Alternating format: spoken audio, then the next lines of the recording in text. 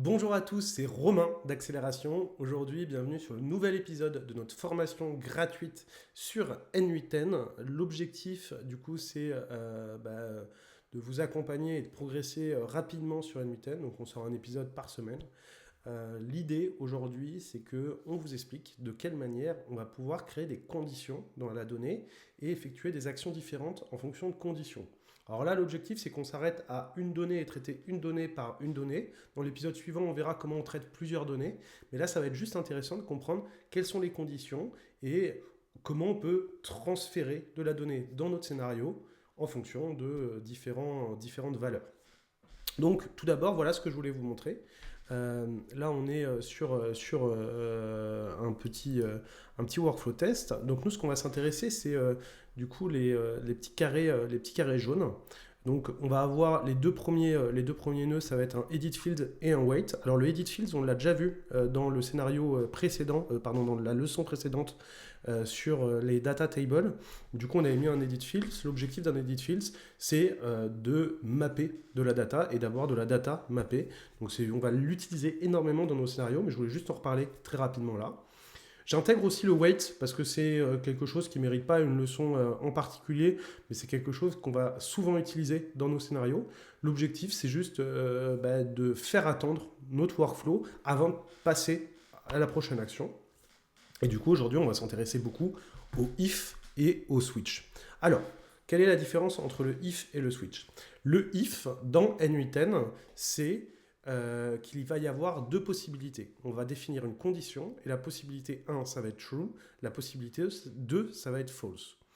Le switch a cette différence qu'on va pouvoir mettre beaucoup plus de possibilités. C'est-à-dire qu'on va pouvoir l'utiliser également comme un if, mais on peut l'utiliser aussi pour avoir plein de possibilités différentes. Donc, ce qu'on va faire, c'est qu'on va créer un nouveau scénario et l'objectif, c'est de voir de quelle manière on va pouvoir utiliser surtout ces deux nœuds-là pour effectuer du coup voir des conditions.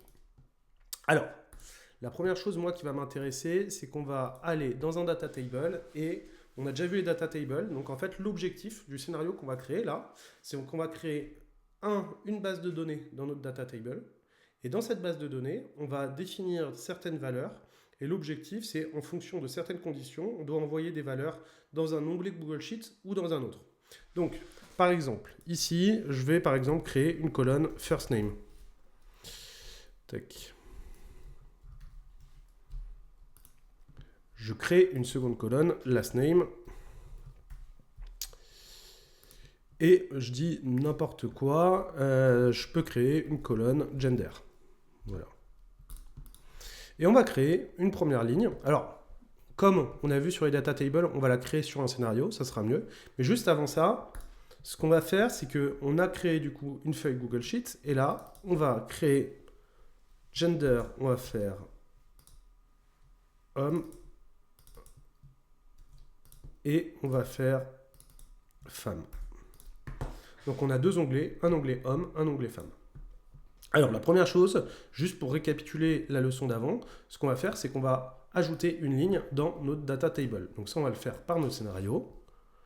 Donc on va faire un trigger manually et on va faire data table et ça va être create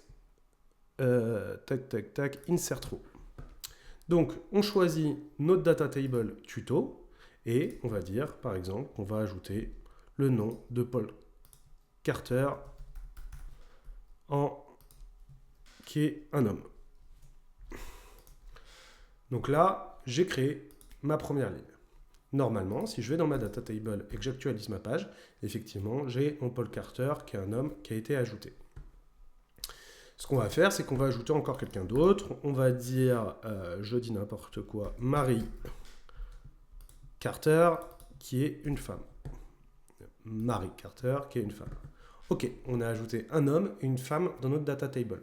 Maintenant, l'objectif, ça va être de récupérer cette donnée et en fonction de si c'est un homme ou si c'est une femme, de l'envoyer dans notre Google Sheet, dans un onglet ou dans l'autre.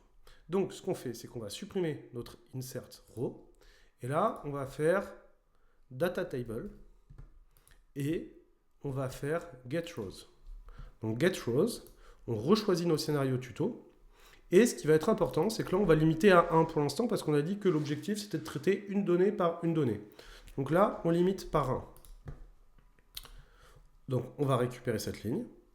Suite à ça, ça va nous donner, du coup, là, logiquement, Paul Carter, le premier élément de notre data table. Et donc, ce qui va nous intéresser, c'est qu'on va faire un if. C'est ce qu'on avait vu tout à l'heure. Et là, on va faire si le gender. Donc, je fais glisser le gender à gauche de mon data table. Donc là, c'est is equal to. Il faut bien vérifier du coup que c'est un string, comme dans notre data table. Et si je dis homme, à ce moment-là, ça va être dans true. Si ce n'est pas le cas, ça va être dans false. Donc là, je vais faire Google Sheet.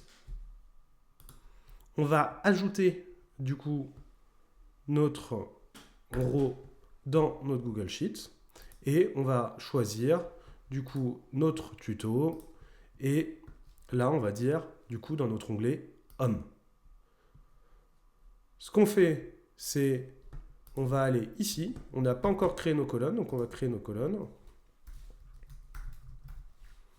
First name, hop, last name et gender. Hop.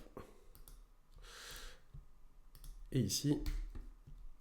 Et maintenant, ce qu'on va pouvoir faire, c'est que normalement, je peux refresh. Et j'ai bien mon first name, last name et gender qui apparaît ici. Là, j'ouvre mon getRow à gauche. Et je dis du coup, si c'est un homme, comme c'est le cas, on ajoute first name, last name et gender. Pour gagner du temps, on peut prendre ce nœud, le copier, le mettre en dessous, et ici, on va juste avoir à changer notre onglet de notre Google Sheet, c'est-à-dire femme. Là, nos colonnes restent les mêmes, elles restent identiques, donc c'est bon. Et ce qui va se passer, c'est qu'on va juste ajouter, pour traiter donnée par donnée, parce qu'on limite à 1, derrière, on va supprimer, une fois que la donnée est traitée dans notre data table, on va la supprimer. Donc là, je vais faire data table, on va faire delete rows, et on va récupérer du coup notre onglet qui correspond. On dit any condition. La condition, on dit que l'id doit être égal à l'id de notre getRows. On met la valeur ici. Et ce qui va nous intéresser, c'est que cette ligne devrait être supprimée une fois qu'elle est ajoutée à notre Google Sheet. Et de la même façon, on le copie-colle ici. En soi, on pourrait même les relier ensemble par la suite. Mais là, on les ajoute tous les deux comme ça. Ce qui va se passer du coup, si on lance notre workflow, on voit que normalement une ligne a été créée ici et qu'elle a été supprimée. Donc d'abord, si on va dans notre data table, on actualise, on voit qu'il ne reste plus que Mary Carter. Si on va ici, dans femme, on n'a rien, et dans homme, on a effectivement notre Paul Carter qui est apparu. Si je le relance une nouvelle fois, on va avoir de la même façon plus rien normalement dans notre data table. Et dans notre tuto, si on va dans notre Google Sheet, on voit bien Mary Carter qui apparaît. Donc ça a bien fonctionné. Maintenant, on va voir comment fonctionne le switch. Alors c'est un peu de la même manière. Donc je vais juste réajouter nos éléments ici. Paul Carter. Et Mary Carter. Ok. Donc le switch, là la différence, c'est on dit dans notre condition sur le if, est-ce que le gender est H? Mais nous, ce qui va nous intéresser, c'est imaginons qu'on ait plusieurs conditions. Alors là, il va y en avoir que 2, mais on pourrait en avoir plusieurs. À ce moment-là, si on veut vraiment traiter une vraie condition, ce qu'on fait, c'est qu'on met un switch ici, et on dit que la rules 1, donc la valeur 1 qui ira en haut, c'est si le gender est égal à H. On vérifie bien, c'est un string, donc c'est bon. On peut dire par exemple, là c'est H, si on rename. Et là, on va dire que c'est si c'est F. On rename de la même façon F. On voit H en haut. F, en fait, on peut en rajouter autant qu'on veut. Également, une chose à voir, c'est qu'on a la possibilité d'ajouter normalement un fallback output, où on peut dire, dans le cas où ça correspond à aucune des conditions, ça peut intégrer une route qu'on a prédéfinie en intégrant du coup dans ce fallback output. Donc là, si on relance une nouvelle fois, on voit que ça passe une fois par H et ça repasse une fois à ce moment-là par F. On regarde notre tuto et effectivement, on a notre Mary Carter qui est 2 fois et on a notre Paul Carter qui est 2 fois. Donc on a réussi à transférer de la data du coup de notre data table à notre Google Sheet et ça en fonction de conditions. Et du coup on a traité des conditions, donc on a vu le if et le switch. Ce qui va nous intéresser du coup sur la prochaine leçon, ça va être de quelle manière on va pouvoir traiter plusieurs données en même temps. Et donc ça, on va regarder un peu les différents nœuds qui nous permettent de faire ça. Mais en tout cas, si vous avez des questions, n'hésitez pas. La rubrique commentaires est faite pour ça. Nous, en attendant, on se tient à votre disposition. N'hésitez pas à nous contacter si vous avez des questions. On vous souhaite une excellente journée et au revoir.